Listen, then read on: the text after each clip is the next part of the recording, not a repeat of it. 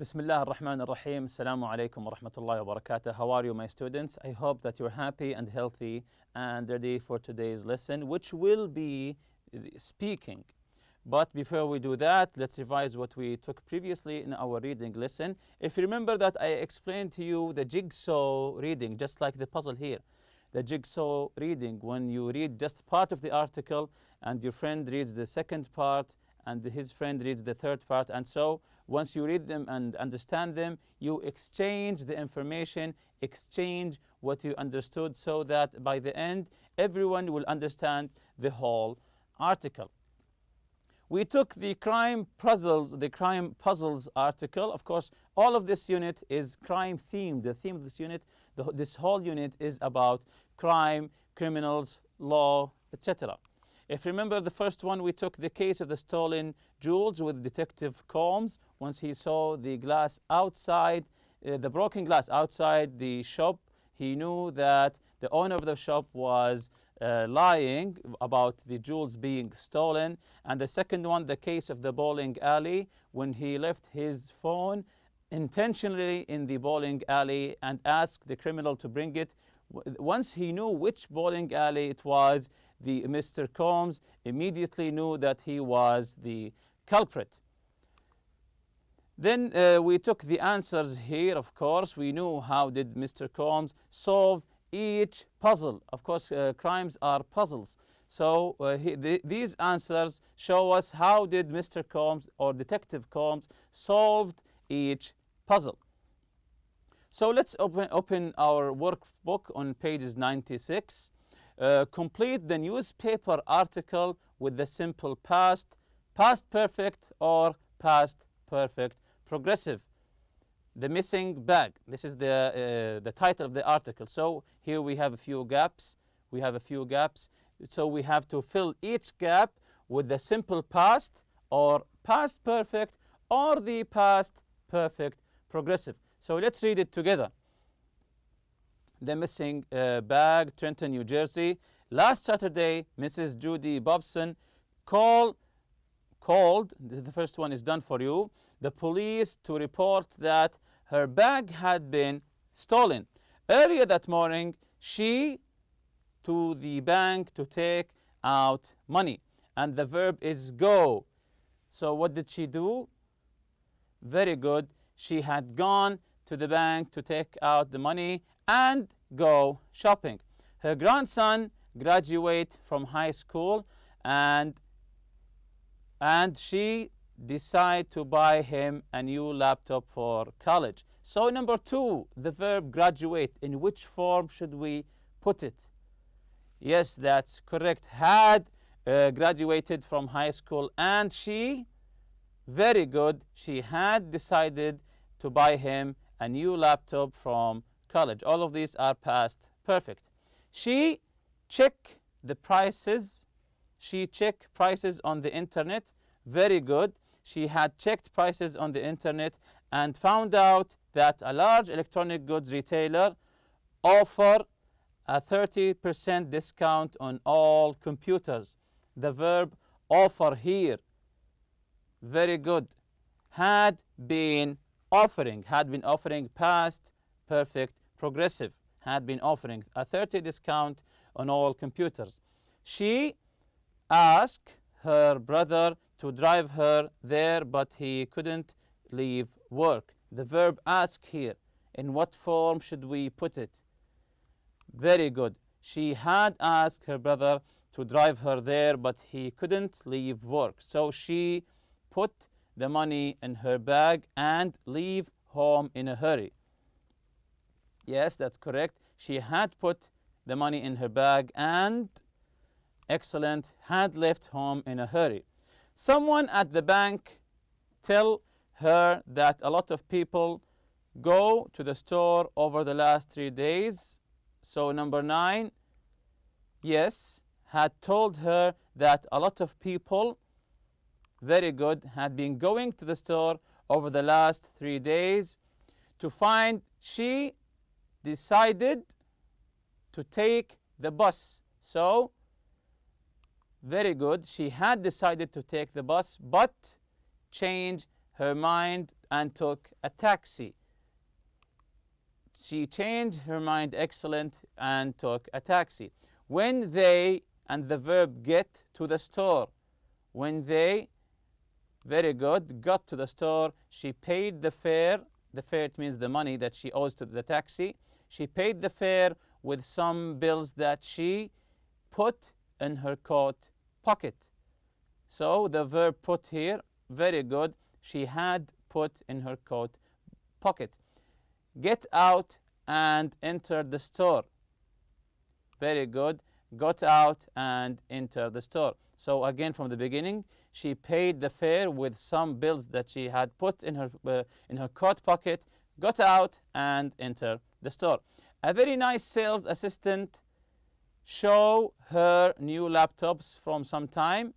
So the verb show here, yes, had been showing her new laptops from some time when she not have her bag. When she, the verb realize, yes, when she realized that she not, which means it's a negative with the verb have in her bag. Yes, she didn't have or did not have her bag. She was sure someone, and the verb steal, it was she was sure someone steal it while she was looking at laptops. So the verb steal here, yes, that's correct. She was sure someone had stolen it while she was looking at laptops. She, and the verb ask here, very good. She asked the store security to lock down the doors and search all the shoppers there. The shop manager tried to calm her down. Yes, that's correct. Tried to calm her down and get her to think about where she might have left her bag. But she wouldn't listen. So the shop manager tried to calm her down and make her remember where she left her bag. But she didn't listen. She asked him to close the shop and search all the shoppers for her bag. But she wouldn't listen. All of a sudden, a man walked in holding Mrs. Bobson's bag. She leave in the time taxi.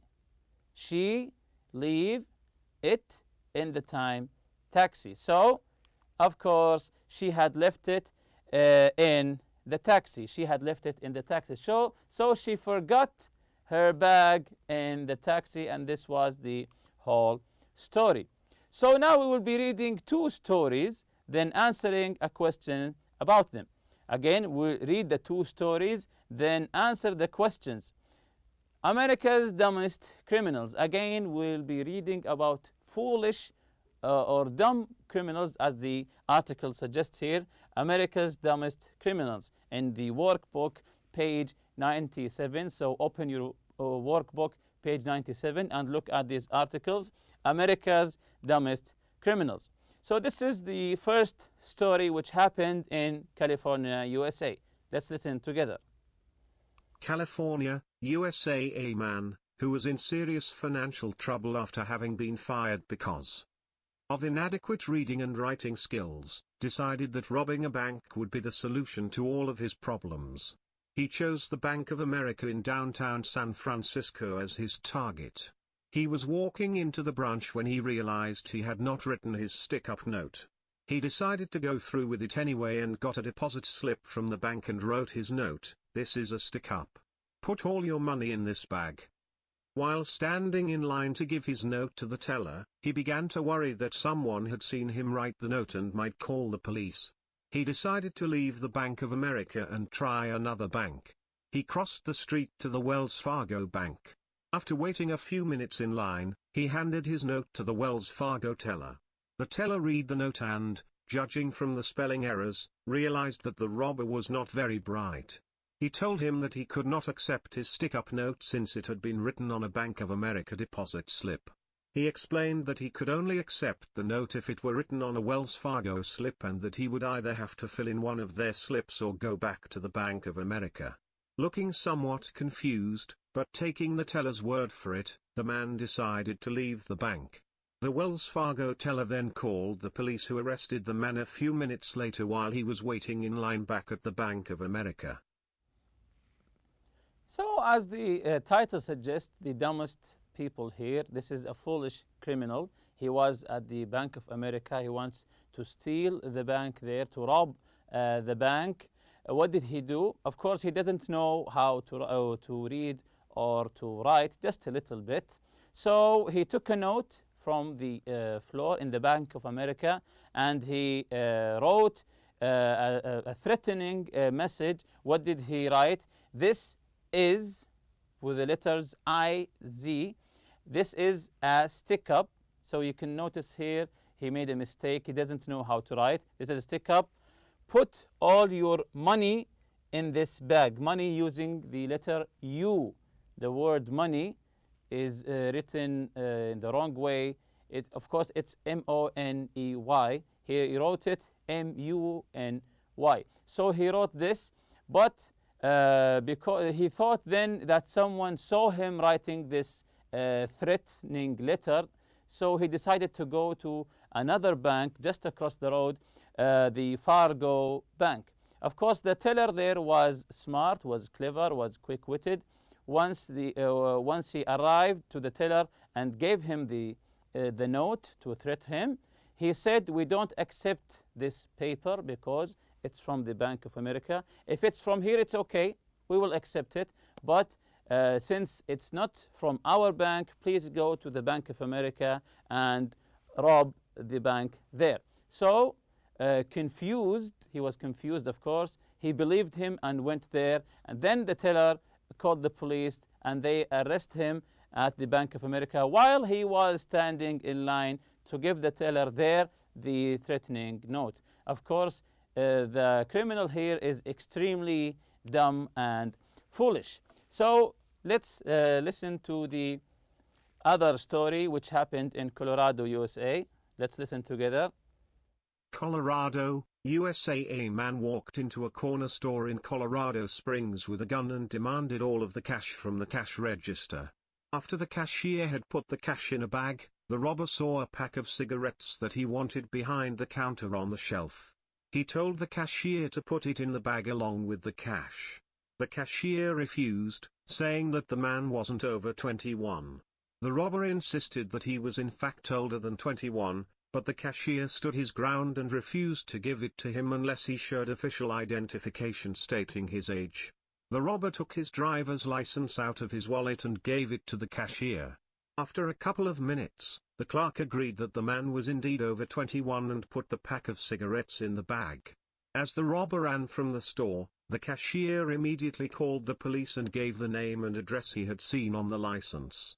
The police arrested the robber 2 hours later while he was sitting in his living room smoking a cigarette.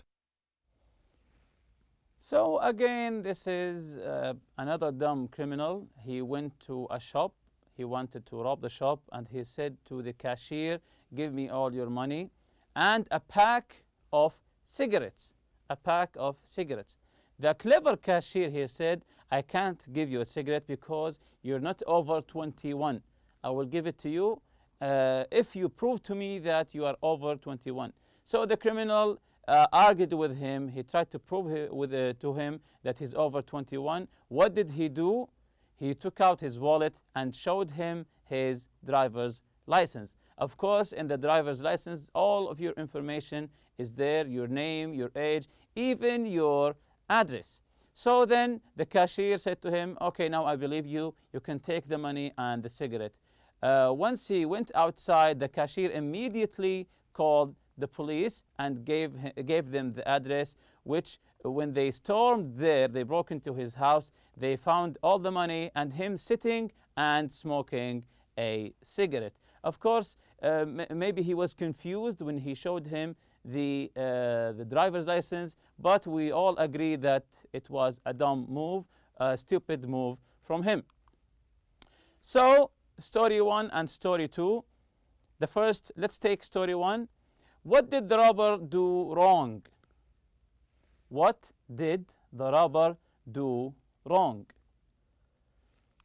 Yes, he made mistakes on his stick-up note.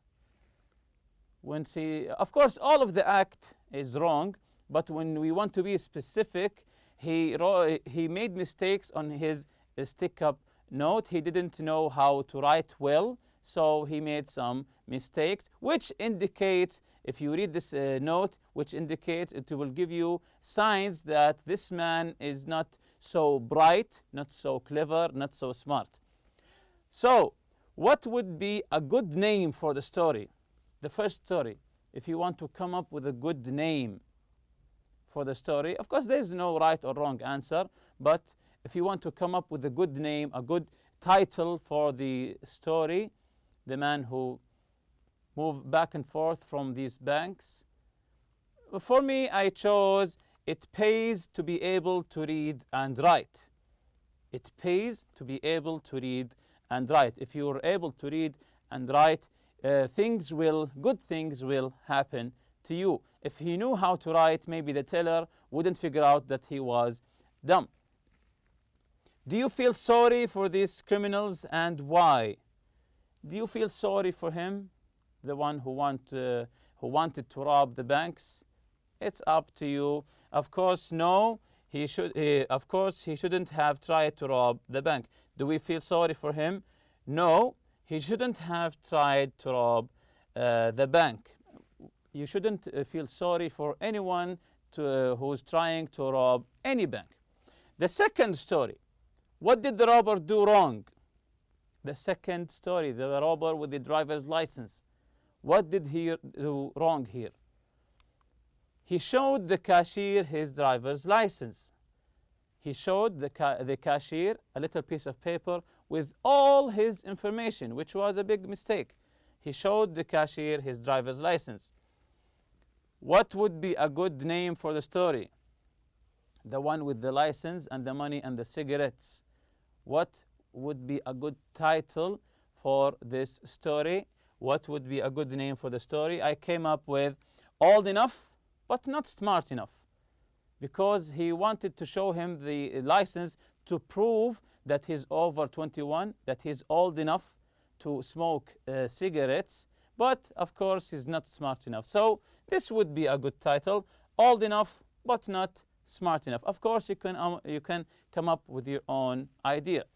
Do you feel sorry for these criminals, or why? No, he shouldn't have tried to rob the store. Of course, we don't feel sorry for anyone who's trying to rob any place.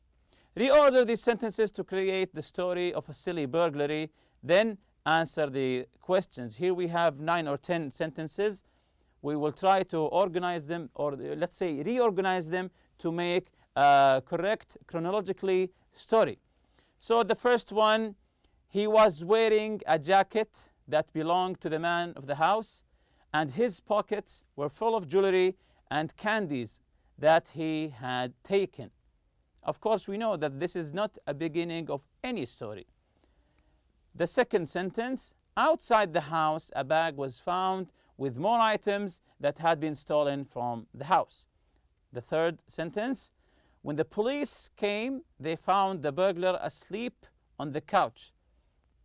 The fourth sentence, when he was interviewed by the police, he claimed that he had bought the candies, but eventually admitted to having taken them from the house. The next sentence, at the time the burglar had just been released from a 2-year prison sentence for burglary. Next, the owners of the house had locked all the doors and windows before going to sleep the night before. The next sentence, but when they woke up early the next morning, they heard noises coming from the living room. The next sentence, instead of checking the living room, they tiptoed into the kitchen and called the police. Here the word tiptoed. What's the meaning of tiptoeing? Tiptoeing. It means that you're walking on the tip of your toes, on your feet, which means or indicates that you are trying to walk very quietly. It's like when walking with someone is sleeping, you tiptoe so you don't wake him up. Next sentence, on his way to the petrol car, the burglar apologized to the owners for falling asleep on their couch. The last sentence, he explained that he had been playing basketball all day and had got very tired. So now we have read all the sentences Can you tell me which is the first one? Which one do you see is the beginning for the story? Okay, so this is the first one. At the time, the burglar had just been released from a 2-year prison sentence burglary. Very good. What about the second one? How do we continue the story? How do we continue the story? This is the second one. The owners of the house had locked all the doors and windows before going to sleep the night before. So when he got out of prison, the owners of the house had locked the doors and the windows. So where's number 3 now? What's the third sentence? Very good. But when they woke up early in the next morning, they heard noises coming from the living room. They heard noises coming from the living room. What about number 4? Yes, so instead of checking the living room, they tiptoed into the kitchen and called the police. They woke up early in the morning. They heard some noises in the living room, so they tiptoed to the kitchen and called the police. Very good. What about number 5? Yes, when the police came, they found the burglar asleep on the couch. It was morning. When they came, they saw the burglar sleep on the couch. The 6th sentence, yes, he was wearing a jacket that belonged to the man of the house, and his pockets were full of jewelry and candies that he had taken. Very good. Number 7, let's continue. Excellent. When he was interviewed by the police, of course they caught him, and when he was interviewed by the police, he claimed that he had bought the candies. He claimed that the candies were his. He bought the candies, but eventually admitted to having taken them from the house. So he was just talking about the candies, not about the jewelries. Number 8 here, outside the house, a bag was found with more items that had been stolen from the house. So he was stealing before, putting the items in the bag and throw it outside the house. Let's continue. Let's continue with number 9 here. On his way to the patrol car, so the police took him and they wanted to put him in the car. The burglar apologized to the owners for falling asleep on their couch. So he was apologizing just for falling asleep, not apologizing for stealing from them. And he stole candies too. And the last one here, he explained that he had been playing basketball all day and got very tired. He said, I slept on your couch because I was very tired. I had been playing basketball all day. So this is good work. We have organized all the sentences here. And remember, we are at workbook page 98. So this is a quick question for you. What would you have done if you find a burglar asleep in your living room? If you woke up in the morning and went to the living room and you saw a burglar sleep here, what would you do? For me, I would give you just one answer. I would have left the house and called the police. I would have left the house and locked the door, of course, and I would have called the police. Of course, you can answer whatever you want, but this is, for me, this is the safest approach. So let's begin our speaking lesson today. The objective is to talk about the characteristics of a good detective. The characteristics of a good detective. So we will be answering what makes a good detective. Talk about the characteristics of a good detective. Work in pairs or groups so you can discuss it with your friend. What makes a good detective? What should he be? So write your ideas in the organizer below. Use the organizer to discuss in groups or in class. Crimes that a detective investigates. Many crimes, you can say kidnapping, murder, burglary, theft. Any crime, of course, the detective will come and investigate. The characteristics needed to solve crimes. Of course, you have to be patient. You'd have to be patient and wait for the answer to come. Well-educated. You have to be well-educated so you wouldn't miss any information. You would have to be smart, aware of his surroundings. So you have to be aware of the things that are happening around you, and of course you have to be courageous and brave. Do I have these characteristics? Of course, each one will answer to his own opinion or view of himself. And with that, we reach to the end of the lesson. Thank you for listening. See you next lesson, inshallah. سبحانك اللهم وبحمدك أشهد أن لا إله إلا أنت أستغفرك وأتوب إليك. السلام عليكم.